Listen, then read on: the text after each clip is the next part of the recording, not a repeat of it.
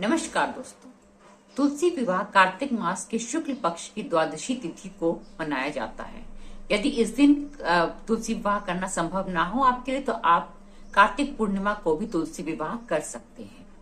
तुलसी विवाह वैसे तो विधि विधान से बहुत अच्छे से किया जाता है, मंडप सजाया जाता है, फेरे होते हैं, सब होता है। लेकिन मैं आज की वीडियो में एक सरल विधि बता रही हूँ, क्योंकि हर व्यक्ति इतने बड़े स्केल पे नहीं कर सकता, हर व्यक्ति इतना ज्यादा समय दे करके पूजा नहीं कर सकता।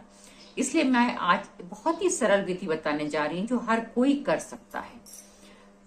तुलसी विवाह करने के लिए आप द्वादशी या पूर्णमासी तिथि को चुने, सुबह का समय चुने, नहा धो करके स्नान करके अच्छे से फिर आप क्या करें कि तुलसी जी को भी स्नान कराएं, उनको ऊपर पानी डाल करके उनकी पत्तियां वगैरह सब धो दें।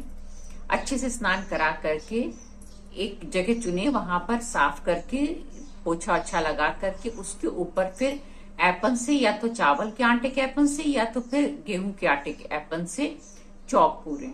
चौक पूरने के बाद उसके ऊपर तुलसी जी का गमला रख दें। उस गमले पर भी आप इन ऐपन का टीका या कोई डिजाइन या कुछ भी कर दें। गमला सूना नहीं होना चाहिए, खाली नहीं होना चाहिए। उसको अच्छे से सजा दें, या और किसी तरह सजाना चाहते तो और किसी तरह से भी आप सजा सकते हैं। स्नान कराने के बाद आपको क्या करना है कि आपको उनके चारों तरफ दीप जलाना है, धूप जलाना है। दीप धूप जला लेने के बाद आपको तुलसी जी को सुहाग का सामान पहनाना है। ऊपर की तरफ बिंदी एक लगा दीजिए, उनके जड़ के पास महावर लगा दीजिए, उनकी डालियों में चूड़ी पहना दीजिए, उनको एक चुनरी उड़ा के सुंदर सा सजा दीजिए। तुलसी जी को सुंदर सा सजा देना है। सजाने के बाद आपको तुलसी जी के बगल में शालिग्राम को स्थापित करना है।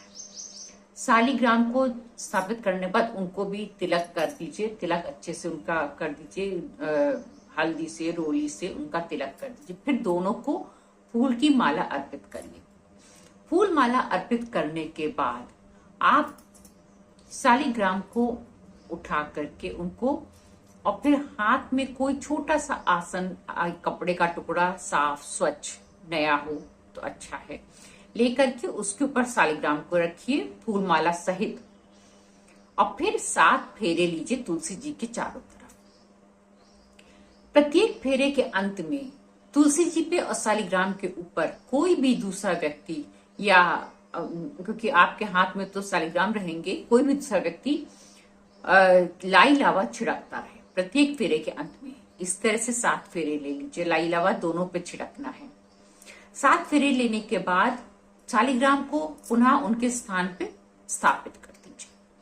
उसके बाद क्या करना है, उसके बाद आपको भोग लगाना है। भोग कैसे लगाना है? 31 पूड़ी, क्योंकि कार्तिक में माह में 31 दिन होते, 31 पूड़ी बनाइए।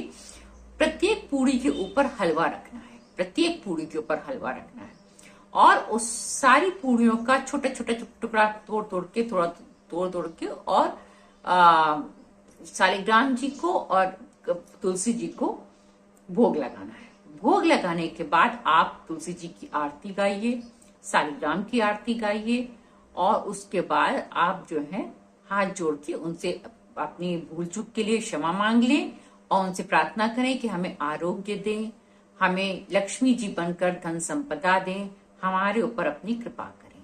इस तरह से आप बहुत सरल विधि से तुलसी विवाह कर सकते हैं।